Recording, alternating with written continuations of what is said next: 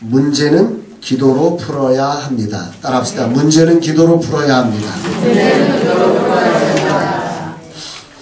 전도축제 4주차에 오신 여러분들을 진심으로 환영합니다.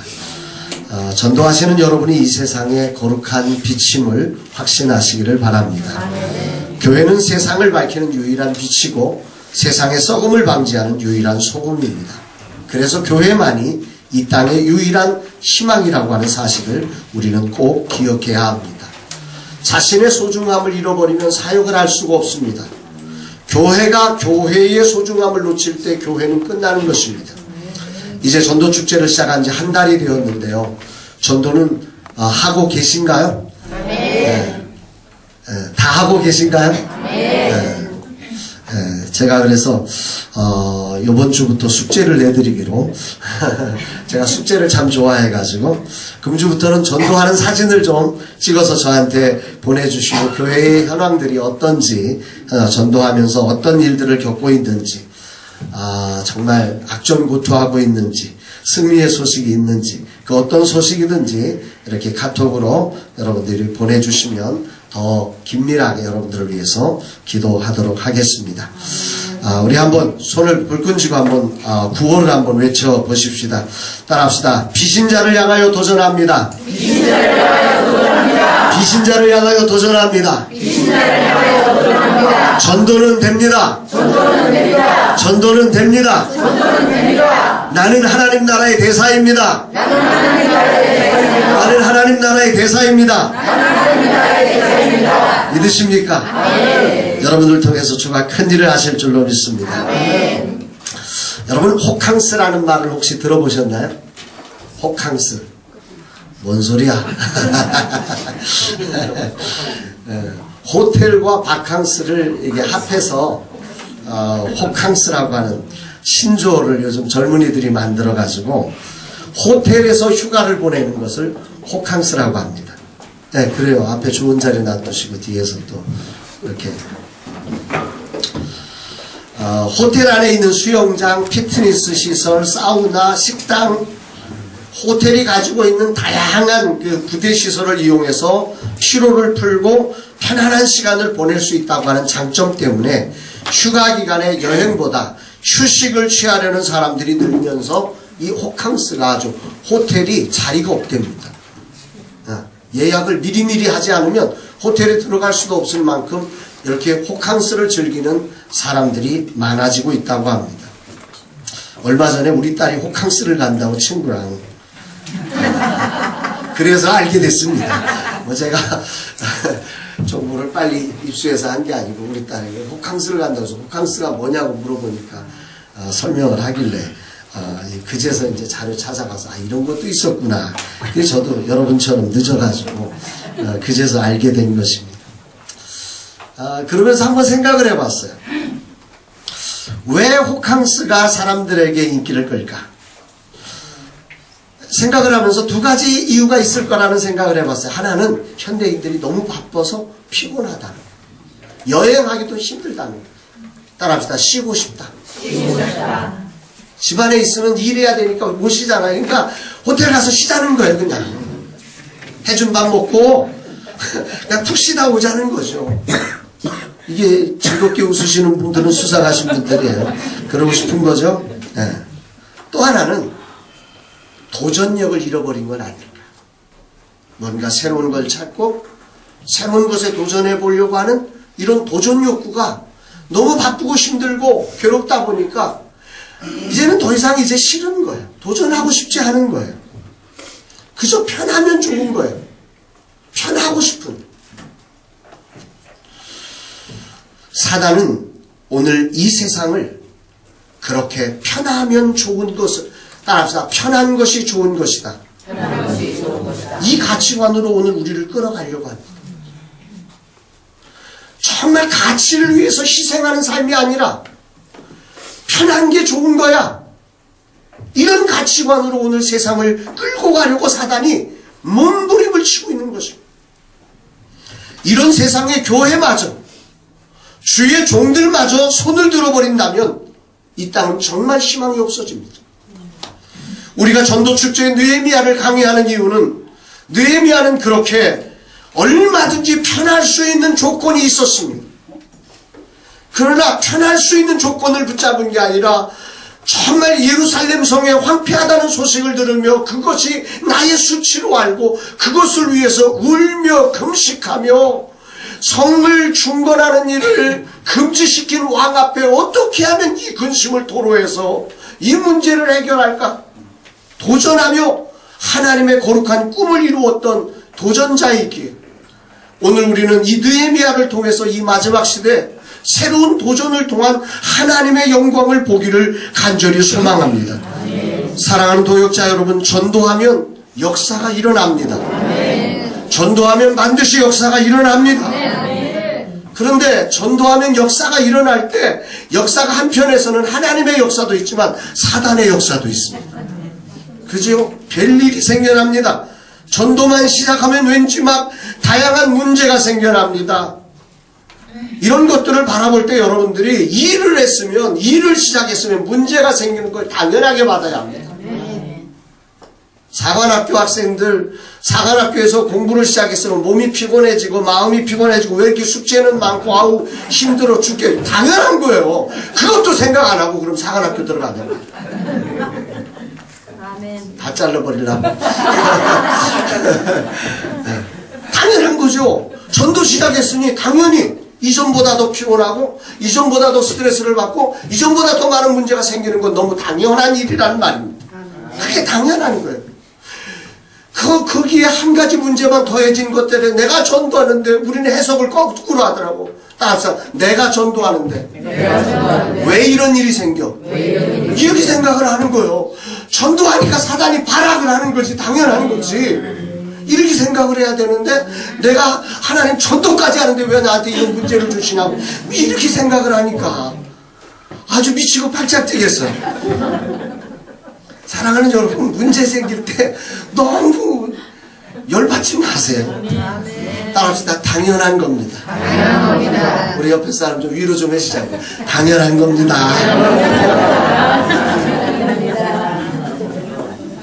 당연한 거죠. 그런 일이 생기는 게 당연한 거예요. 두려워하지 마시고 지속적으로 문제를 향해서 정말 주님 앞에 엎드려 기도하면서 도전하실 때 따라합시다. 대장 되신 주님이 승리하십니다. 믿으시나요? 우리가 승리하는 게 아닙니다. 우리는 우리 혼자 하는 게 아니에요. 제 뒤에 보이나요? 안 보이시는 분은 기도 좀 더 하셔야 돼요. 제 뒤에 주님이 계시잖아요. 저를 밀어주시는 분이 계시잖아요. 그분이 승리하신다고. 제가 싸우면 뻔하지요. 한 방 맞고 그냥 떨어져 나가는 거죠. 못합니다. 근데 제 뒤에 계신 주님이 저를 붙드시고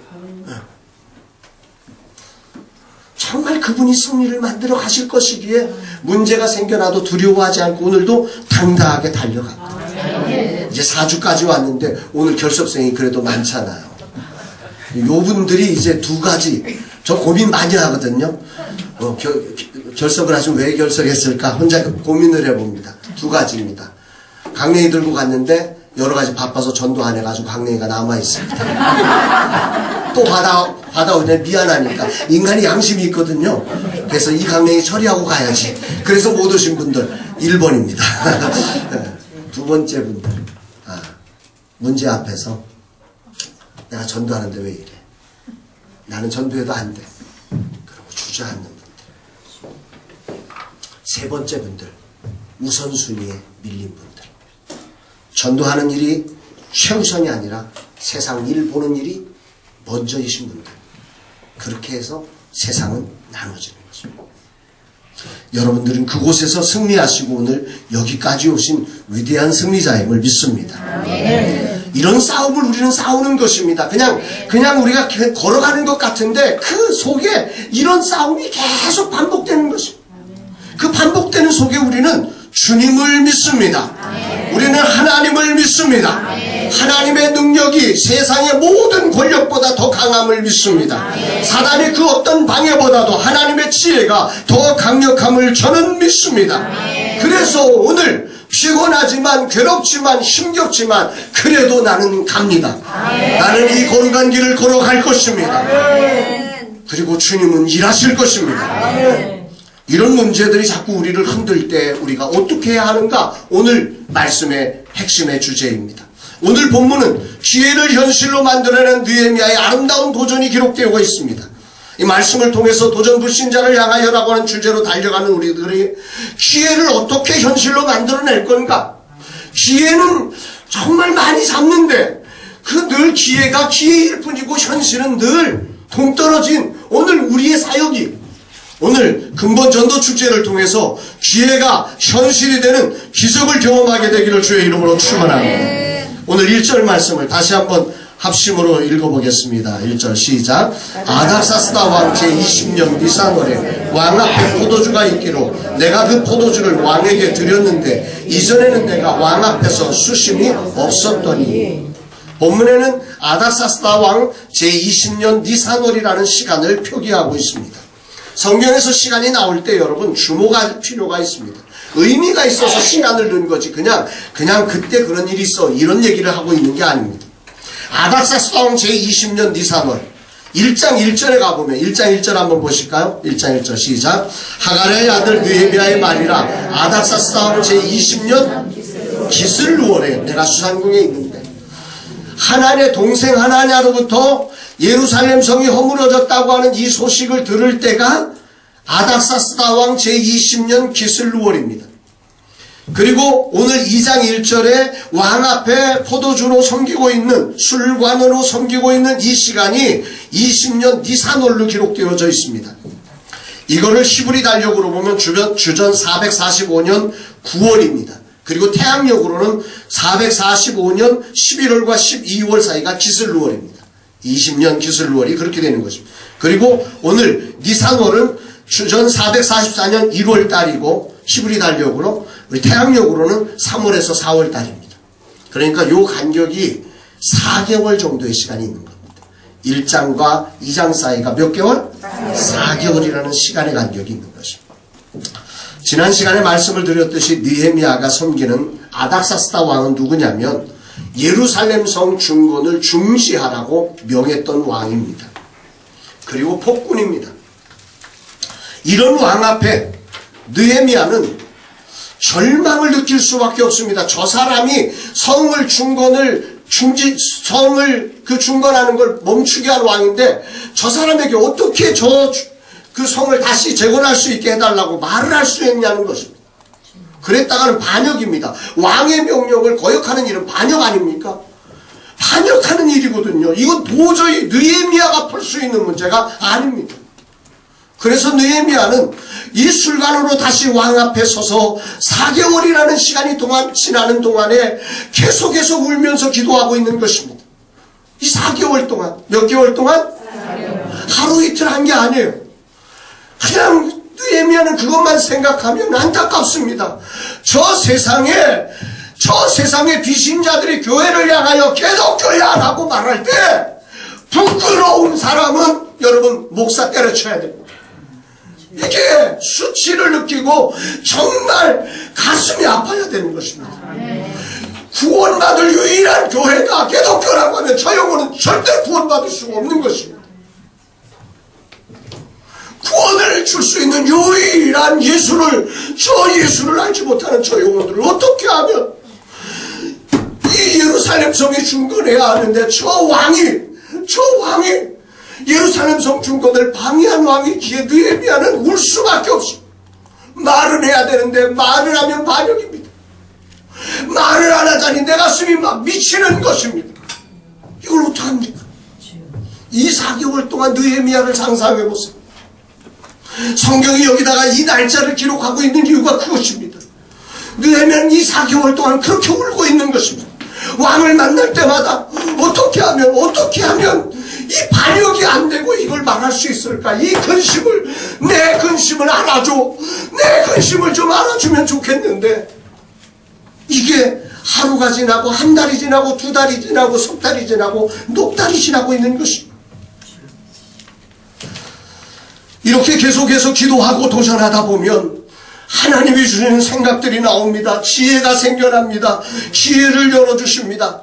느헤미야가 하나님의 주신 꿈을 보고 기도하는 가운데 무엇이 필요한지 어떻게 하는지 그런 것들을 다 준비해 나가면서 어떻게 하면 이걸 말을 해야 되는데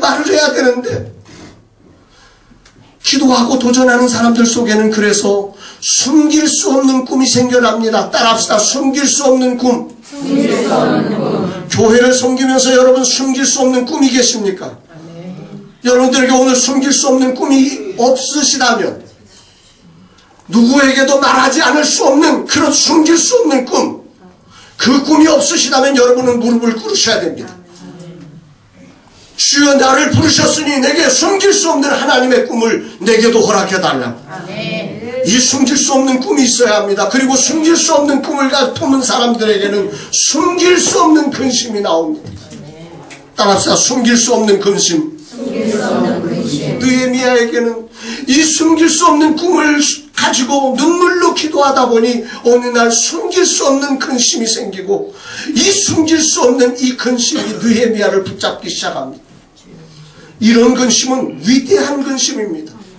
주님의 사명을 향해 달려가는 우리에게 이런 꿈과 이런 근심이 생겨날 수 있기를 축복합니다. 저에게도 이런 꿈과 이런 근심이 있습니다. 저는 어떻게 하면 이 작은 교회가 하늘 부흥을 이룰까? 이게 제 꿈입니다. 작은 교회 안에 하늘 부흥의 그 아름다운 열매가 맺어지는 것. 그래서 이 땅의 교회가 교회로 다시 한번 세상의 유일한 구원의 기관인 교회가 교회되게 하는 이 일이 제 생명 다하여 바칠 하나님의 꿈이며 제게 주신 하나님의 꿈입니다. 그리고 그 일을 위해서 작은 교회가 어떻게 하면 부흥할까? 대안을 찾는 게 저의 하나님의 근심입니다. 오늘 우리에게 그런 근심이 있어야 합니다. 오늘 이런 근심을 일컬어 사도 바울은 고린도후서 7장 10절에서 이런 표현을 씁니다.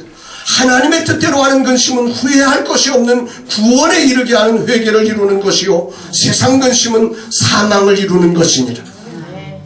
오늘 우리에게 이런 후회할 것이 없는 구원에 이르게 하는 회개를 이루는 근심이 여러분들에게도 주어지기를 주의 이름으로 축원합니다. 오늘 느헤미야는 이런 꿈과 근심이 생겨난 것입니다. 예루살렘 성이 회파되었다는 소식을 듣고는 그는 수치를 느꼈고 그 예루살렘 성의 수치가 자기의 편안한 삶, 여기에 대해서 자기가 내가 기도하지 않은 수치, 내가 예루살렘 성을 위해서 아무것도 하지 못한 그 수치를 느끼며 그걸 울면서 기도하는 그런 사람으로 바뀌어진 것입니다. 어찌하든지 이걸 채권해야 한다는 꿈, 사명감으로 그는 하나님 앞에 늘 기도합니다. 기도하면서 웁니다. 왜? 대책이 없으니까. 대책이 있으면 안 울어도 됩니다. 그런데 대책이 없는 사람은 웁니다. 오늘도 대책이 없으신 분들이요, 대책 없다고 포기하지 마시고 울며 기도하는 여러분 되시기를 주의 이름으로 축원합니다. 그때 하나님이 역사하십니다. 월세를 걱정하는 근심이 아니라 사람들이 나를 어떻게 생각하느냐고 그 자존심 때문에 걱정하는 그런 걱정이 아니라 저 세상의 영혼을 어떻게 하면 구원할까, 이런 근심이 우리 모두에게 회복되기를 주의 이름으로 축원합니다. 우리 옆에 사람에게 축복하십시다. 하나님의 근심을 하십시다. 좀 더 이걸 솔직하게 내려놓으면 네 걱정 내려놓고 하나님 걱정 좀 하세요. 다시 한번, 네 걱정 내려놓고 하나님 걱정 좀 하세요.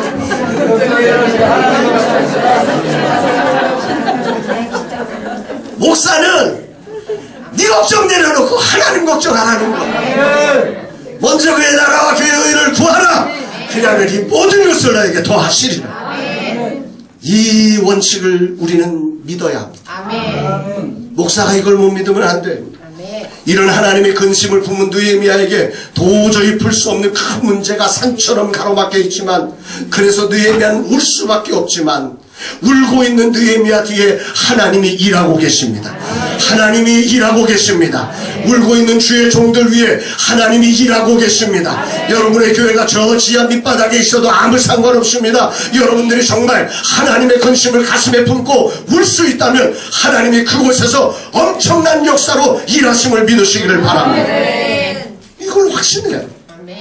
이 근심의 이야기를 느헤미야는 왕에게 얘기하는데, 날마다 술 가르니까 왕을 만납니다.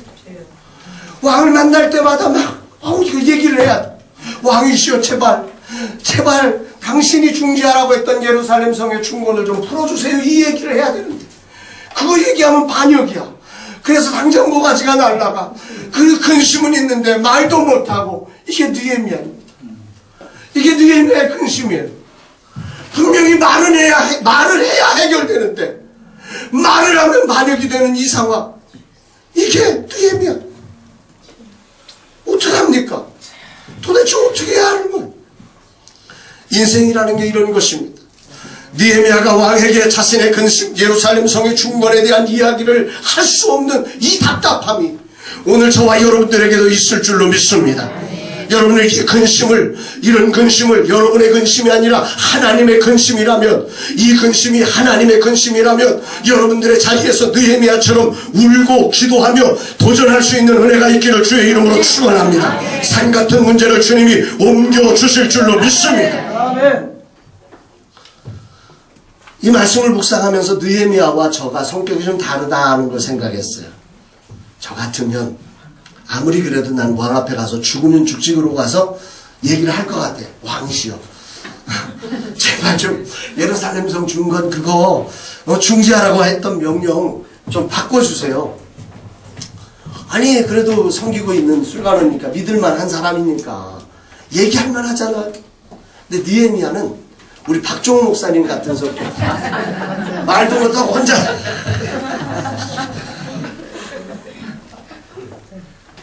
말을 하긴 해야 되겠는데 했다고 어떻게 될지 모르니까 머리로만 고민을 하고 하게. 느헤미야가 좀 그런 쑥맥 같은 박종호 목사님이 쑥맥이란 말이 아니고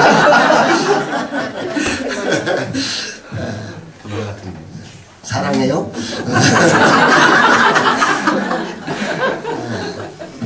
그래서 느헤미야가 그런 거예요. 자신이 없는 거예요. 기도를 하면서도 울면서 기도를 하면서도 이걸 말할 수가 없는 거예요. 그런데 이 말씀을 보면서 하나님이 얼마나 답답하셨을까? 그 쑥맥 같은 느헤미야를 보면서 저는 저거 내가 함께하고 있는데 얘기 좀 하지.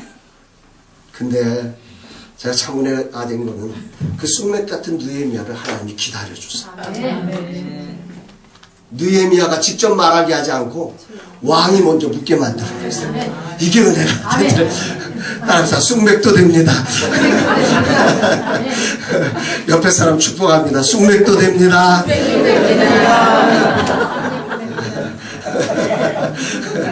김정호 성도님도 됩니다.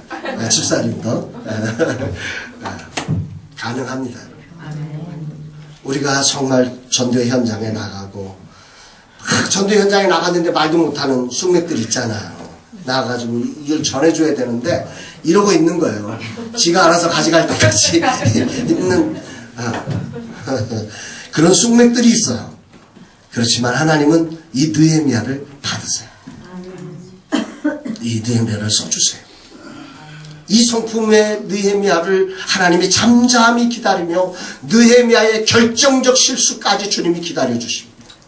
우리 1절 2절을 이런 느낌으로 다시 한번 봅니다. 시작. 아닥사스다 왕 제20년 니산월에 왕 앞에 포도주가 있기로 내가 그 포도주를 왕에게 드렸는데 이전에는 내가 왕 앞에서 수심이 없었더니 왕이 내게 이르시되 내가 병이 없거늘 어찌하여 얼굴에 수심이 있느냐 이는 필연 내 마음에 근심이 있음이로다 하더라. 그때 내가 크게 두려워하여. 아멘. 여러분, 왕이 느헤미야의 얼굴에 수심을 발견합니다. 이전에는 내가 왕 앞에 수심이 없었더니 그런데 어찌해서 오늘 수심이 있느냐? 왕의 술관원의 자리가 매우 중요한 자리입니다. 절대 군주의 시대에 그의 생명을 마지막 최종적으로 책임져주는 자리, 이 자리가 술관원입니다. 모든 음식을 최종적으로 이렇게 다 먹어보면서 왕의 생명을 보존해주는 사람입니다. 이 사람이 얼굴에 수심을 가지고 왕을 대한다는 것, 이거 매우 위험한 일입니다. 바로 죽을 수 있는 자리입니다. 여기에 내 마음에 근심이 있음이로다 라고 하는 이 근심이라는 단어의 어원을 찾아보니까 이 악이라는 뜻을 가진 로아라는 단어를 그러니까 로아라는 단어로부터 파생된 라라고 하는 단어를 쓰는데 이 단어의 뜻이 악한, 추한, 슬픔이라는 그러니까 요 말을 이렇게도 번역할 수 있는 거예요. 여기에 나오는 내 마음에 근심이 있음이로다 라고 하는, 필연 내 마음에 근심이 있어, 이 말을 요 라라고 하는 단어에 악한이라는 뜻을 대입하면 내 마음에 악함이 있음이로다. 필연 내 마음에 악함이 있음이로다. 왕은 그걸 본 거죠. 수심을 보면서 네가 날 죽이려는 생각하고 있는 거지? 이렇게 묻는 거라는 거예요. 굉장히 무서운 순간입니다. 그래서 그때에 내가 그냥 두려워했나요? 네. 심각한 상황이라는 것이요. 이게 보통의 상황이 아니라는 거죠. 사랑하는 동역자 여러분, 우리 하나님은 담대하게 자신의 근심을 왕에게 아뢰지 못하는 느헤미야의 입장을 알고 계십니다. 그리고 기다려 주십니다. 그런데 어느 날 하나님의 근심이 숨겨지지 않고 왕에게 보여지는 거예요. 그래 왕이 묻는 거예요. 느헤미야 입장에서는 결정적인 실수를 한 것입니다. 이 결정적 실수로 느헤미야는 죽을 수도 있는 것입니다. 그런데 하나님은 이 결정적 실수의 자리를 하나님은 느헤미야의 길을 여시는 최고의 기회로 만들어내셨습니다. 저는 이 하나님이 좋습니다. 좋으신 하나님, 좋으신 하나님, 참 좋으신 나의 하나님. 거기까지. 우리 하나님은 참으로 좋으신 분입니다. 느헤미야의 결정적 실수를 최고의 기회로 바꿔주십니다. 이게 여러분과 함께 하시는 하나님이십니다. 여러분 전도하고 기도하며 달려나가세요. 두려워하지 마세요. 실수해도 괜찮아요. 쑥맥이어도 괜찮아요. 쑥맥도 하나님이 되게 하십니다. 문제는 안 나가는 게 문제지, 안 하는 게 문제지. 나는 체질상 전도를 잘 못한다고 해도 여러분들이 하나님의 근심을 하면서 그 전도의 현장을 지킬 때 하나님은 여러분의 실수를 통해서라도 하나님의 근심의 해결책을 열어가시는 분이심을 확신하시기를 바랍니다. 제가 지난번에 우리 17년 된 지하교회에 그 화장실을 지어주고 싶다고 했잖아요. 네, 해결이 됐어요. 저는 해결할 방법이 없는 사람이잖아요. 누가 그러더라고. 저 목사는 나랑 비슷하게 산다고. 지난해 나랑 비슷하게 가난하다고 그런 느낌으로 말씀하시더라고. 맞아요. 제가 도와줄 수 있는 능력은 없어요. 근데 저는 그걸 품었어요.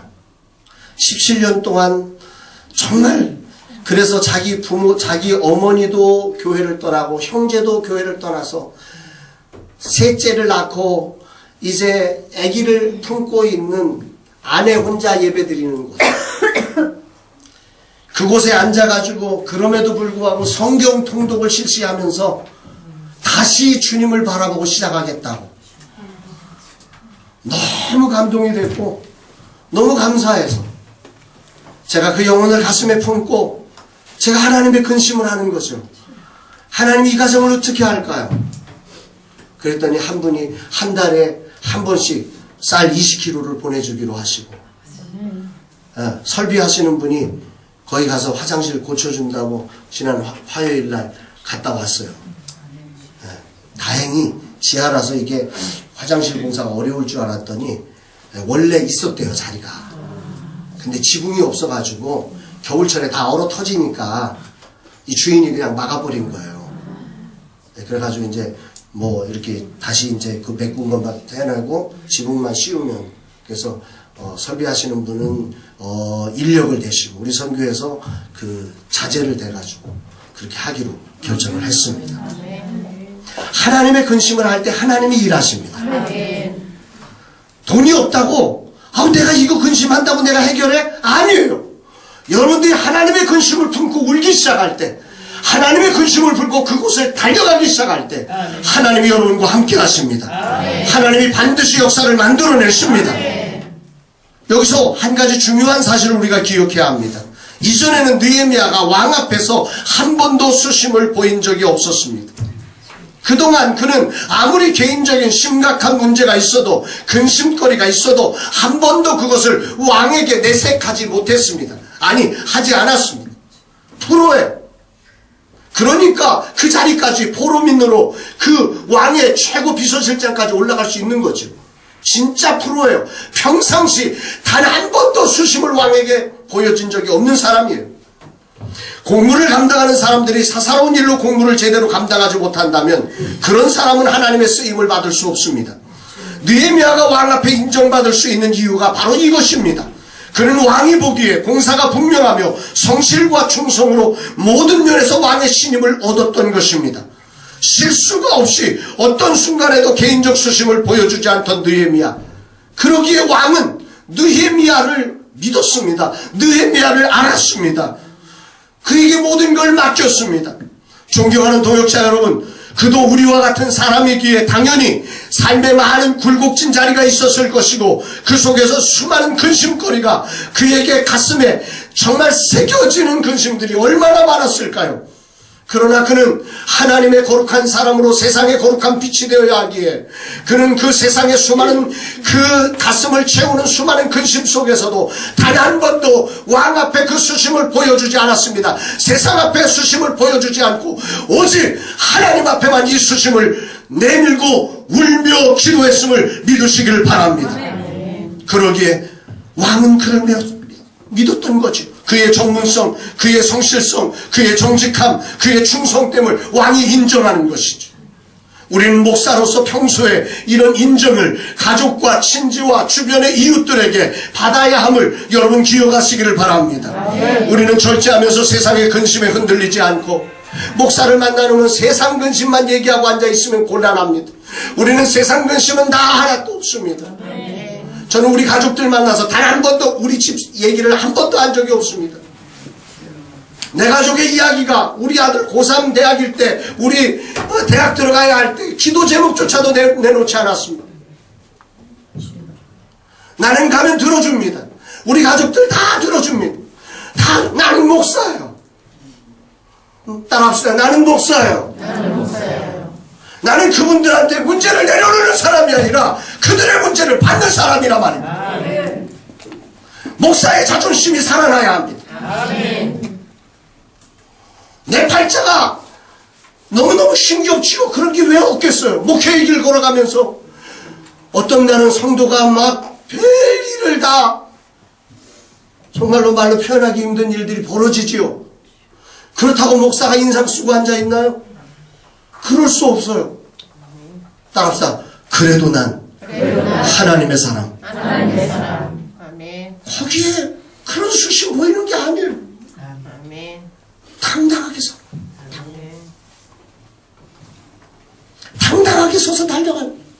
느헤미야가 그렇게 평소에 이런 인정을 받지 못하면 결정적 순간에 우리가 힘들어집니다. 결정적 순간에 우리는 넘어지게 됩니다. 사랑하는 여러분, 목사로서 평상시 말씀과 기도와 전도에 전념하는 모습이 세상에 보여지는 여러분 되시기를 주의 이름으로 축원합니다. 이런 이야기가 있잖아요. 평소 공부 못하는 아이가 공부도 못하고 말도 잘 안 듣고 말썽쟁이가 수업 시간에 졸고 앉아 있습니다. 그럼 선생님이 뭐라 그러죠? 선생님이 열받습니다. 공부도 안 하는 놈이 뭐 하느라고 수업 시간에 조냐고. 너 어디 가서 놀았어? 너 어디 가서 놀았어? 막 난리를 칩니다. 근데 공부 잘하는 학생이 졸고 앉아 있습니다. 뭐라고 그럴까요? 제가 지난밤에 얼마나 공부를 열심히 했길래 이 수업 시간에도 졸까? 요게 평상시 능력이에요. 평상시 잘해놓으면 실수해도 괜찮아. 실수가 전화위복이 되는 거예요. 근데 평상시 잘못하면 실수하면 큰일 납니다. 실수하면 망합니다. 이 차이가 하늘과 땅입니다. 누가 그러죠? 공부 못하는 애가 이제 그러니까 쟤 지난밤에 나랑 같이 놀았는데 쟤 같이 놀았어요. 억울하지. 심한 억울하지. 평상시 공부 좀 해봐. 네. 이게 평소에 우리의 삶이 얼마나 우리의 삶을 바꿔놓을 수 있는지를 보는 것입니다. 여러분들이 평소에 전도의 현장을 지키는 모습이 지역 주민들에게 보여지고 예배의 현장에 정말 생명 걸고 예배하는 예배자의 모습으로 목사가 그 자리에 서 있는 모습을 여러분들이 세상에 보여주고 영혼에 대한 갈급한 심령, 한 영혼을 건져내기 위해서 정말 영혼을 대할 때마다 그 영혼을 향한 그 간절함으로 영혼들을 대하는 모습들이 세상에 보여지기 시작할 때 사람들은 여러분들을 주목합니다. 그리고 여러분의 실수를 정말 온몸을 다해서 여러분들을 안아줄 것입니다. 실수가 문제가 아니라는 말을 하는 것입니다. 실수를 두려워하지 말라는 것입니다. 기도하고 전도하며 실수합니다. 문제 많습니다. 그러나 걱정하지 마십시오. 주님이 일하고 계시고 세상이 여러분을 품어줄 것입니다. 느헤미야는 이런 평소의 인정 때문에 왕은 이 순간에 느헤미야의 수심이 무엇인지를 듣고 싶어진 것입니다. 왜 수심이 있냐고.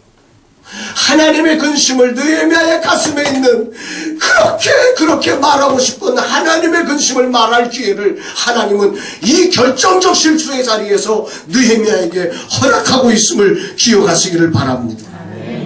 이 왕이 성벽 중건을 중지시킨 왕이기에 수심을 드러내는 것 이상으로 성벽 중건을 말하는 것이 위험한 난제 반역과 같은 일이었지만 하나님은 기도하며 울며 이 문제를 풀고 있는 느헤미야를 들으시며 그의 실수를 변하여서 그의 실수를 압력해서 최고의 길을 만들어내셨음을 확신하시기를 바랍니다.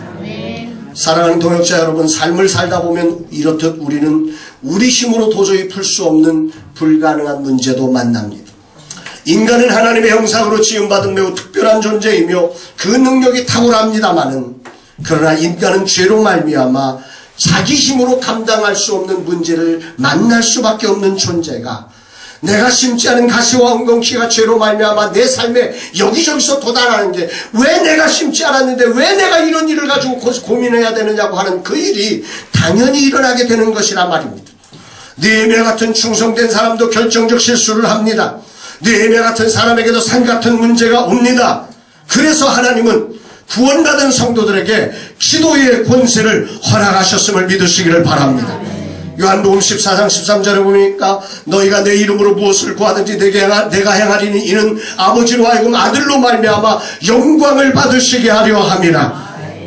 사랑하는 여러분, 기도는 놀랍게도 하나님께서 내 이름으로 무엇을 구하든지 내가 행하리니 이는 아버지로 하여금 아들로 말미암아 영광을 받으시게 하려 합니다. 오늘 나에게 있는 문제는 나로 기도하게 하셔서 하나님께 영광이 되게 하는 문제임을 믿으시기를 바랍니다. 요한복음 16장 24절에 지금까지 너희가 내 이름으로 아무것도 구하지 아니했으나 구하라 그리하면 받으리니 너희 기쁨이 충만하리라. 기도하면 또 하나, 첫 번째는 하나님께 영광이 되지만 두 번째는 뭐냐면 따라합시다. 너희 기쁨이 충만하리라. 우리가 울면서 기도할 때 하나님은 하나님께서 먼저 영광을 받으시고 두 번째는 우리 기도하는 사람을 기쁘게 만들어 놓습니다. 응답하신다는 거죠.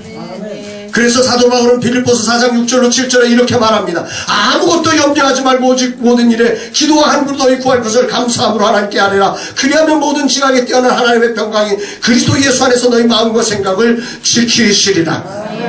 사랑하는 여러분, 정말 염려하지 말고 기도할 수 있는 우리 모두가 되기를 주의 이름으로 축원합니다. 전도축제 4주차 벽과 같은 문제가 여러분 앞에 가로막혀 도저히 안 되는 것 같아도 절망하지 마십시오. 17년 지하실에서 화장실도 없이 목회를 하며 17년 동안 목회를 어떻게 했냐고 그랬더니 예전에는 1층에 성도가 살았대요.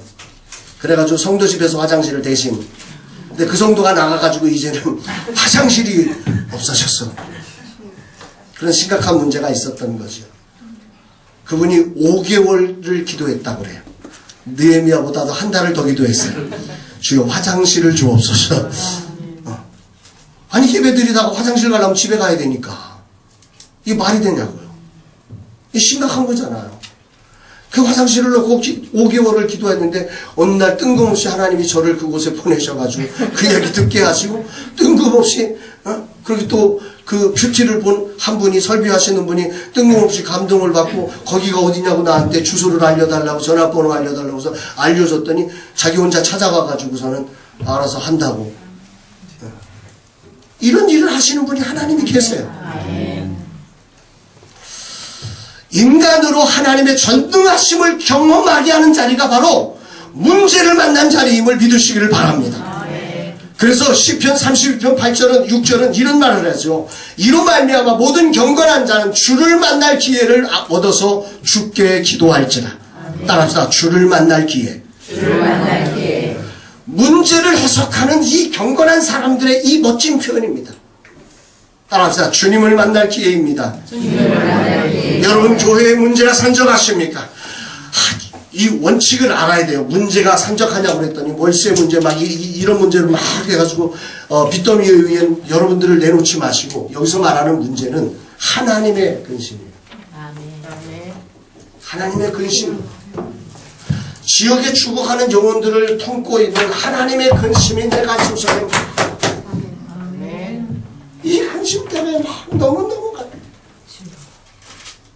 그 주변에 교회를 욕하고 목사를 욕하면 그 영혼 어떻게 구원받냐. 그게 불쌍해야지. 자존심이 상해가지고 저 인간 내가 다시는 인사하나 봐라 뭐 이래버리면 어떻게 하나. 우리가 이런 근심을 하면서 정말 주님 앞에 그런 영혼이 우리를 욕하며 산처럼 우리 앞에 막 다가서서 우리를 위협할 때 이게 어떤 기회라고요?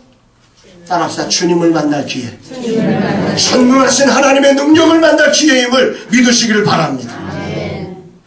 느헤미야는 4개월 자신의 힘으로는 도저히 감당할 수 없는 왕의 마음을 바꿀 방법이 없는 이 느헤미야가 4개월 울면서 금식하며 시간만 나면 기도하니 우리 하나님이 이 길을 열어주셨음을 믿으시기를 바랍니다. 여러분 확신하십시오. 하나님의 능력은 크십니다. 그 능력은 또한 영원하십니다. 영원한 것뿐만 아니라 그분은 우리의 기도를 들으시는 것을 기뻐하십니다. 우리의 기도를 들어주는 것을 그냥 마지못해서 하시는 분이 아니라 말입니다. 성경 마태복음 7장 7절로 12절에 이렇게 말씀합니다. 구하라 그리하면 너에게 주실 것이요 찾으라 그리하면 찾아낼 것이요 문을 두드리라 그리하면 너에게 열릴 것이니 구하는 이마다 받을 것이요 찾는 이는 찾아낼 것이요 두드리는 이에게 열릴 것이니라. 너희 중에 누가 아들이 떡을 달라 하는데 돌을 주며 생선을 달라 하는데 뱀을 줄 사람이 있겠느냐. 너희가 악한 자라도 좋은 것으로 자식에게 줄 줄 알거든 하물며 하늘에 계신 너희 아버지께서 구하는 자에게 좋은 것을 주시지 않겠느냐. 구하는 자에게 하나님은 좋은 걸 주시기를 기뻐하시고 기대하고 있는 것입니다. 오늘 주님은 그래서 좋은 걸 주시기 원해서 우리에게 문제를 가져다 주는 것이요. 좀 기도해. 좀 기도해. 문제를 가져다. 우리는 문제를 받고 염려합니다. 기도하지 않고 염려합니다. 주저앉아 버립니다. 오늘 제목이 뭐죠? 한번 큰 목소리로 다시 한번 시작. 할렐루야. 우리의 실수를 통해서라도 우리가 문제를 놓고 기도할 때 하나님은 그 전능하신 능력을 통해서 역사를 만들어내실 것입니다.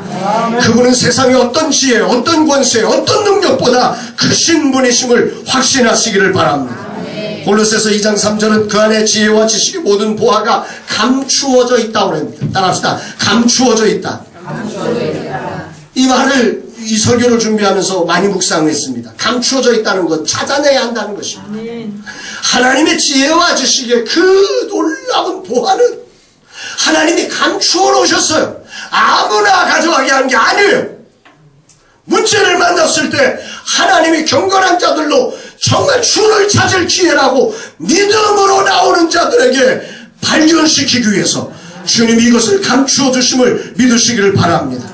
하나님의 능력이 오늘도 저와 여러분의 삶의 모든 문제 앞에서 넘치도록 채워가시는 능력이 되기를 주의 이름으로 축원합니다. 이 믿음으로 느헤미야처럼 울면서 기도함으로 문제를 풀어서 하나님의 영광을 나타내는 모두가 되기를 축복합니다. 요한일서 5장 4절은 이렇게 말씀합니다. 대저 하나님께로서 난 자마다 세상을 이기느니라. 세상을 이긴 이김은 이것이니 우리의 믿음이니라. 사랑하는 동역자 여러분, 우리의 믿음 가지고 문제를 기도로 풀어갈 때 모든 불가능의 산들에 대해서 길 대신 하나님의 전능한 능력을 경험하게 될 것입니다. 저는 지난주죠. 일본의 3대 경영의 신 중에 한 분인 교세라의 이나모리 가즈오가 쓴 불타는 투혼이라고 하는 책을, 두껍지 않은 책입니다. 그 책을 이렇게 아주 앞부분은 너무너무 지루한데 뒷부분은 굉장히 재밌더라고요. 그 책을 읽다가 이분이 이런 얘기를 하는 게 정말 감동을 받았습니다. 경영자는 불황을 해석함에 있어서 기업을 강하게 만들기 위한 신이 준 기회라고 이해하면서 개선을 위해 노력한다. 다시 한번 읽어드려요. 경영자는 불황을 해석함에 있어서 기업을 강하게 만들기 위한 신이 준 기회. 어디서 많이 듣던 소리 아닙니까? 경건한 자는 주를 만날 기회를 타서 주께 기도할지라. 이 사람이 예수도 안 믿는 사람인데 어디서 이런 말을, 이게 통한다는 거예요. 정말 뛰어나신 분들은 이걸 발견하고 있더라는 거예요. 신이 준 기회더라는 거예요. 불황이. 오늘 느헤미야는 도저히 불가능한 문제를 받았습니다. 그러나 그는 그 문제 앞에 절망하지 않습니다. 4개월을 옵니다. 기도합니다. 금식합니다. 그리고 하나님은 그에게 문을 열어주십니다. 정말 이 하나님을 믿고 한번 이 전도축제에 도전해보지 않으시겠습니까? 근대 선교의 아버지라 일컫는 침례교 선교사 윌리엄 캐리는 제가 굉장히 좋아하는데, 이분은 이런 말을 했습니다. 하나님으로부터 위대한 일을 기대하라. 하나님을 위해 위대한 일을 시도하라. 하나님을 정말 자기보다도 못한 하나님으로 알고 그냥 그러지 마시고 정말 하나님으로부터 위대한 것을 기대하십시오. 그리고 위대한 일을 시도해 보십시오. 저 세상에 안 믿는 영혼들을 향해서 당당하게 한번 도전해 보십시오. 주가 여러분과 함께 하실 것입니다. 그 위대한 일을 개인의 영광이 아니라 정말 하나님의 근심으로 이 위대한 일을 가슴에 안고 하나님의 근심을 품는 사람이 있다면 하나님은 반드시 그 사람과 함께 느헤미야처럼 멋지게 역사를 만들어 내시리라고 믿습니다. 그가 쑥맥이어도 괜찮습니다. 하나님은 그를 통해서 일하실 것입니다. 저 같은 성질이 괴팍해도 괜찮습니다. 하나님이 함께 하셔서 괴팍한 성질을 또 괴팍한 대로 써주십니다. 괜찮아요. 따라합시다. 기적이 일어납니다. 문제는 기도로 풀어야 합니다. 그러면 기적이 일어납니다. 우리 옆에 사람, 3사람 이상씩 축복합니다. 기적이 일어납니다.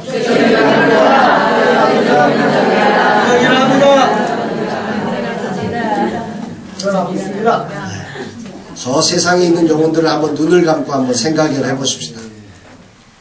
저 세상에 교회를 욕하는 사람들을 한번 생각해 보십시다. 오늘 아침 묵상을 하면서 가나안 성도들을 가슴에 품어 보았습니다. 여로보암이라는 사람이 가나안 성도 아닙니까?